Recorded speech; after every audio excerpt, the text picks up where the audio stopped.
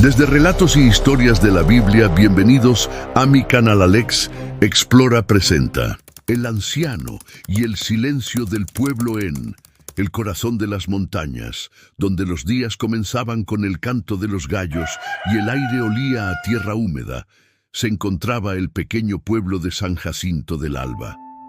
Era un lugar hermoso, rodeado de verdes colinas y ríos cristalinos que parecían susurrar secretos antiguos.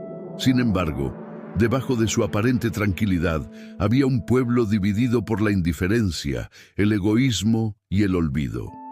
Entre sus habitantes vivía Don Ezequiel, un anciano solitario de pasos lentos pero firmes, cuya presencia nadie parecía notar. Los niños lo miraban con curiosidad, pero las madres les advertían que no se acercaran. «Es un loco», decían. Los hombres del pueblo lo ignoraban por completo, ocupados en sus propios asuntos, y las mujeres lo miraban con lástima, como si fuera una sombra que deambulaba sin propósito. Ezequiel no se quejaba. Había aprendido a vivir en el silencio y la soledad, pero no por resignación, sino porque su corazón estaba lleno de un amor que pocos podían comprender. Cada mañana, al despuntar el alba, tomaba su bastón de madera, se calzaba sus viejas botas y caminaba hasta la ermita en las afueras del pueblo. Era un templo humilde, olvidado por todos menos por él. Allí, en aquel santuario de adobe y madera desgastada, don Ezequiel pasaba horas hablando con Dios. «Señor», susurraba con la mirada fija en el altar adornado con flores silvestres, «sé que me ves, aunque mis hermanos no lo hagan. Sé que escuchas mis oraciones, aunque nadie más lo haga. Te pido por ellos, por su paz, por su bienestar, incluso si nunca me llegan a entender». El hombre que cargaba con el dolor del pueblo, Ezequiel, no siempre había sido un anciano solitario. Había sido esposo, padre y amigo. En su juventud trabajó como carpintero y fue conocido por su habilidad para tallar la madera con una delicadeza casi divina. Pero la vida, con su crudeza, le arrebató todo lo que amaba. Primero a su esposa en un parto difícil, luego a sus hijos en una epidemia que azotó el pueblo años atrás. Aquella tragedia habría destruido a cualquier hombre, pero en lugar de hundirse, Ezequiel encontró en su fe un refugio. «Dios me ha dejado aquí por una razón», se repetía, y desde entonces dedicó su vida a servir en silencio, cuidando de la ermita y orando por todos, incluso por aquellos que lo habían rechazado. El pueblo, sin embargo, no veía su bondad. Los rumores sobre él crecían con los años. Decían que era un hechicero que hablaba con los espíritus o que estaba maldito. Nadie entendía su devoción y en su ignorancia lo condenaron al aislamiento. La tormenta que cambió todo una noche oscura, cuando el calor del verano parecía sofocar el aire, las nubes comenzaron a reunirse sobre San Jacinto del Alba. El viento se levantó con fuerza, llevando consigo las hojas secas y las esperanzas de un descanso tranquilo. Una tormenta terrible se desató con una furia que el pueblo jamás había visto. Los truenos rugían como bestias enfurecidas y la lluvia caía con tal intensidad que los ríos se desbordaron en cuestión de horas. Las casas comenzaron a tambalearse y el agua arrastraba todo a su paso.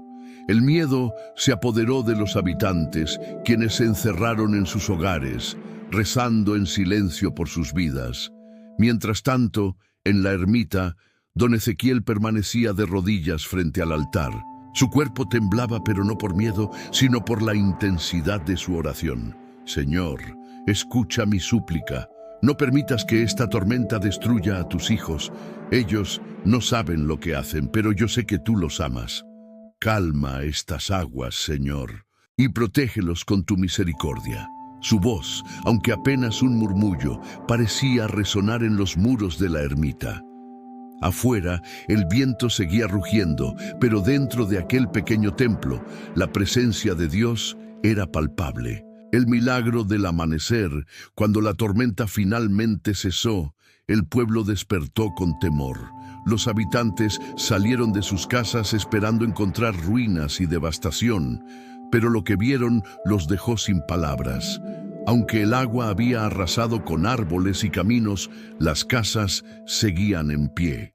Ninguna vida se había perdido, y los campos, que debían estar arruinados, estaban intactos. Fue entonces cuando alguien notó algo extraño. La luz de la ermita seguía encendida, como si la tormenta nunca hubiera pasado por allí. Y en el interior encontraron a don Ezequiel, agotado pero sonriente, como si hubiera sabido desde el principio que todo estaría bien. «Fue él», murmuraron algunos. «Sus oraciones nos salvaron», dijeron otros. La noticia se esparció como el fuego. Por primera vez, los habitantes de San Jacinto del Alba se acercaron a don Ezequiel con humildad. Algunos pidieron perdón por haberlo ignorado durante tantos años, mientras que otros simplemente lloraron frente a él, incapaces de expresar su gratitud.